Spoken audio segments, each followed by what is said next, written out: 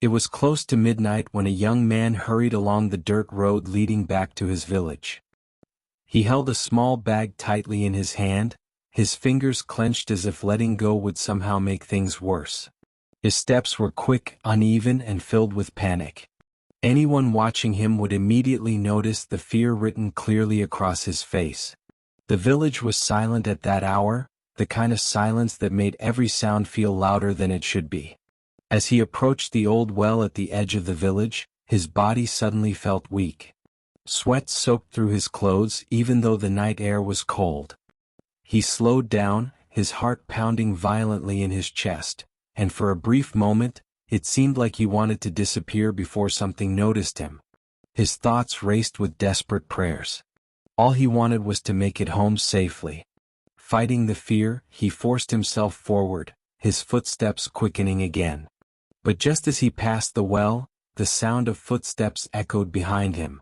The noise was soft, deliberate, and close. His legs froze instantly. Before he could turn around, he felt a cold, unnatural touch land on his shoulder. Gathering all his courage, he slowly turned his head. A woman stood before him. Her presence felt wrong, as if the night itself had taken shape. The moment he saw her, his body reacted before his mind could. Fear overwhelmed him completely.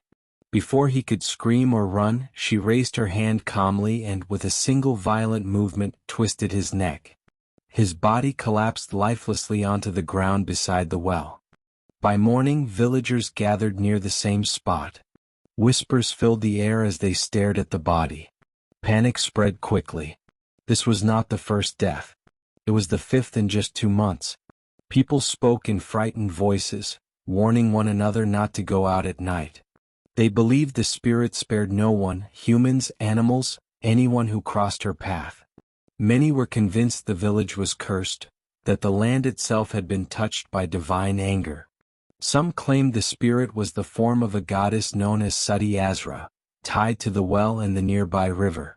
Out of fear, the villagers built a small temple beside the well. There was no idol inside, only offerings of food left to calm the unseen presence. No one dared visit the place after sunset. Despite these efforts, the deaths did not stop. One night, deep in darkness, a young woman dressed entirely in black appeared near the well. Her face was hidden beneath a black shawl, and she carried a dark bag with her. Because of the fear surrounding the place, no one noticed her. Alone beneath the night sky, she sat near the well and prepared a ritual. She scattered turmeric onto the stone edge, cut her finger to offer blood, and lit an oil lamp. In a low, trembling voice, she begged the spirit to calm down, claiming the revenge was complete and asking her to stop killing innocent villagers. This ritual had begun 3 months earlier. On that first night, the same woman had come to the well after midnight. She prepared a fire pit and placed a tied hen beside it. Blood was poured again and again as she whispered ancient mantras, demanding the spirit awaken and accept the sacrifice. When the ritual reached its end, a strange sound rose from the well. The air grew heavy. A suppressed voice echoed upward, as though something trapped below had finally been released. The woman turned and saw a veiled figure standing before her. The spirit demanded revenge. Without hesitation, the spirit moved toward the village. She stopped outside a house and knocked. Inside, a man named Ramesh heard the sound but hesitated. When he finally opened the door, the veiled woman stood before him. As the veil slipped, he saw her face, burned, twisted, her eyes white and lifeless. Before he could escape, she seized him. His screams echoed through the house, then abruptly stopped. By morning, his family found his body in an unrecognizable state. Grief consumed the household. His brother Amit swore to find whoever was responsible, unaware that something far worse was still coming. 13 days later, after the funeral rituals were complete, silence filled the house again. That same knocking returned at exactly 3 in the morning. Amit opened the door and met the same fate. He never had time to scream. The next day his funeral was held. Soon after, their mother was found dead in the courtyard, her face torn apart. With no one left alive, the house was abandoned. Villagers whispered that an evil force had destroyed the entire family.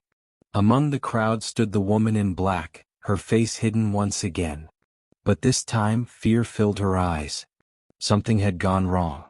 The spirit was no longer listening. That night she returned to the well to beg for mercy. But before she could complete her prayers, another innocent man passed by. The spirit appeared instantly, killing him without hesitation.